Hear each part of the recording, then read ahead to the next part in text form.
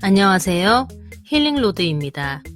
오늘의 주제는 바로 소리 없이 찾아오는 무서운 질병, 당뇨병입니다.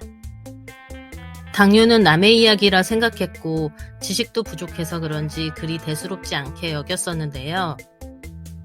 막상 신랑이 당뇨 진단을 받고 나니 생활 패턴부터 먹는 것까지 제대로 챙겨주지 못한 것 같아 미안하더라고요.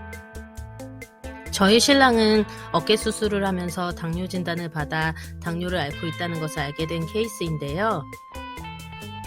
당장 당뇨 치료를 병행하지 않으면 수술 후에 회복에 문제가 생길 수 있다 해서 걱정을 많이 했었습니다. 사실 수술하기 전부터 전조 증상이 있었는데요.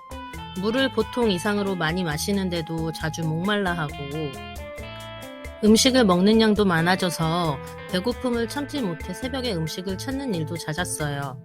그럼에도 살이 계속 빠지고 피로와 무기력함을 자주 느껴 쉬어도 쉬는 느낌을 받지 못해 항상 피곤해 했었습니다. 상처가 나면 지혈하고 아무는데 시간이 걸려서 매일 아침 공복 혈당을 체크할 때도 고생을 많이 했었습니다. 소변을 볼 때면 심한 거품과 함께 아이스크림처럼 달콤 시큼한 냄새가 섞여나기도 했는데요. 특히 시야가 흐려질 때가 종종 있어서 운전 중에 아찔할 때가 있었다는 소리에 걱정이 이만저만이 아니었었죠.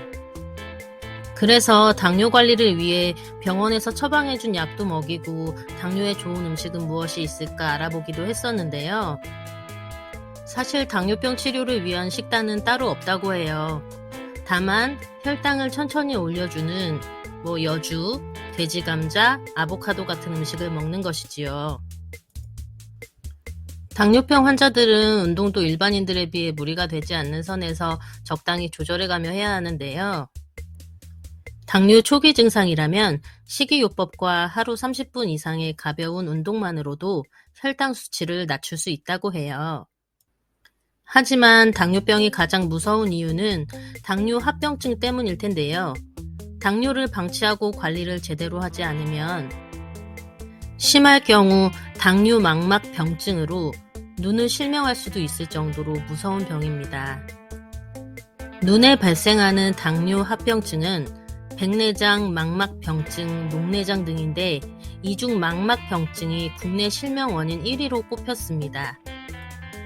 당뇨병은 한번 걸리면 완치가 쉽지 않기 때문에 당뇨에 걸리지 않도록 평소 관리를 잘하는 것이 중요합니다.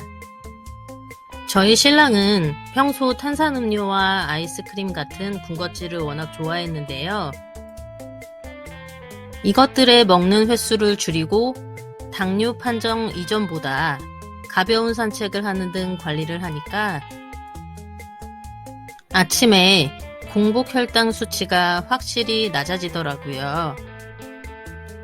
또한 대부분의 질병이 비만과 운동 부족, 옳지 못한 식습관에서 생겨나듯 당뇨 역시 적절한 체중 관리와 적절한 운동, 그리고 올바른 식습관을 가지게 되면 걱정할 일이 없겠지요. 당뇨 인구 500만 시대, 더 이상 노령 인구만의 병이 아닙니다. 20, 30대 젊은 당뇨도 늘어나고 있는 만큼 당뇨 관리 지금 바로 시작하세요. 시청해주셔서 감사합니다. 영상이 도움이 되셨다면 구독과 좋아요, 알림 설정까지 부탁드립니다.